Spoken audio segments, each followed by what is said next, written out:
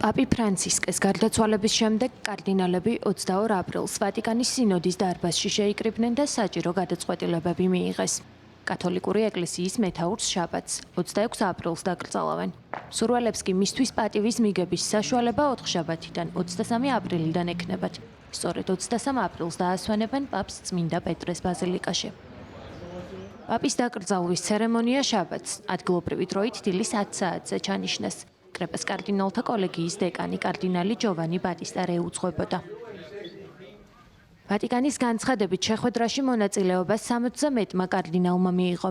მათ კონკლავის თარიღი არ დაუსახელებიათ, თუმცა არსებული რეგლამენტით კარდინალები ახალი პაპის არჩევისთვის 5 მაისამდე არ შეიკრიბებიან.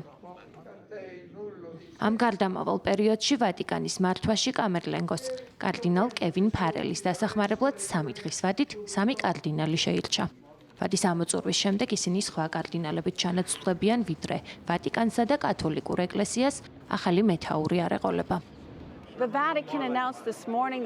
ვატიკანმა დღეს დილით განაცხადა, რომ პაპი ფრანცისკეს დაკრძალვის ცერემონია შაბათს, რომის დროით დილის 10 საათზე გაიმართება. აქ, ჩემს უკან, წმინდა პეტრეს მოედანზე. სავარაუდოდ დაკრძალვას ათასობით მორწმუნესთან ერთად ბევრი მაღალი რანგის პირი დაესწრება. პაპი ფრანცისკეს ცხედარს 4 შაბათს გადაასვენებენ ბაზილიკაში, რათა მორწმუნეებმა მისთვის უკანასკნელი პატივის მიგება შეძლონ. დღეს დილით ვატიკანმა პაპი ფრანცისკეს გარდაცვალების შემდეგ მისი პირველი ფოტოები გამოაქვეყნა სანტა მარიას სამლოცველოდან, პაპის რეზიდენციიდან. ის წითელი ლიტურგიული სამოსით იწვა კუბოში და ხელში კრიალოსანი ეჭირა. ირგვლივ მყოფები ლოცულობდნენ და უკანასკნელ პატივს მიაგებდნენ მას. დაკრძალვის შემდეგ გლოვის 9 დღე დაიწყება. ამის შემდეგ კარდინალები შეიკრიბებიან კონკლავისათვის, რათა პაპი ფრანცისკეს მემკვიდრე აირჩიონ. So that they can choose the successor to Pope Francis.